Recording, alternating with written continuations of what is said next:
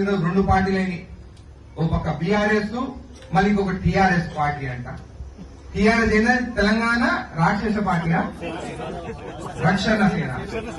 తెలంగాణ రక్షణ సేన కాదని తెలంగాణ రాక్షస సేన పార్టీ అని వాళ్ళు ముందుకు ఉన్నప్పుడు నేను ఒకటే అడుగుతున్నాను తెలంగాణ ప్రజలు కానీ జడ్జం చేసుకున్న ప్రజలకి, ఈ కొత్త పార్టీ దేనికి? మీ నాయన 10 ఏళ్లు సీఎం గా ఉన్నప్పుడు 10 ఏళ్లు దోచుకుంటుంది కదా, మళ్ళీ ఆ రోజు ఎందుకు కొట్లాడలేదు? ఆ రోజు కాళేశ్వరంలో దోచుకుంటారని చెప్పి ఎందుకు మాట్లాడలేదు?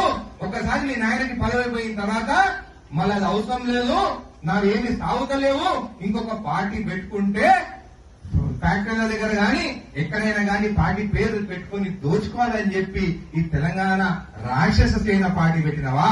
అంటే ఆ పార్టీలో జాయిన్ అయిన వాళ్ళు అందరూ రాక్షసులు, దోచుకునే దానికే ఈ తెలంగాణ రాక్షస సేన ఆ పార్టీ ఆమె కూతురు పెట్టిన. ఒకటే అడుగుతున్నాను, ఒక తండ్రి పిల్లలు పుట్టినప్పుడు చదివిస్తాడు, పెళ్లిళ్ళు చేస్తాడు, వాళ్ళకి ఏం కావాలని చూసుకున్న తండ్రి పైనే కొట్లాడుతున్నాం అంటే రేపు ప్రజలకి ఆ పార్టీ ఏమి న్యాయం చేస్తుందని చెప్పి కూడా నేను అడుగుతున్నాను. అంటే ఈ టీఆర్ఎస్ గాని బీఆర్ఎస్ గాని కేవలం దోచుకునే దానికి పార్టీలు పెట్టింది తప్ప ఏ ఒక ప్రజల కోసం న్యాయం చేయాలి గాని పేద ప్రజలకి న్యాయం చేయాలనే పార్టీలు కావని చెప్పి కూడా తెలియజేస్తాను.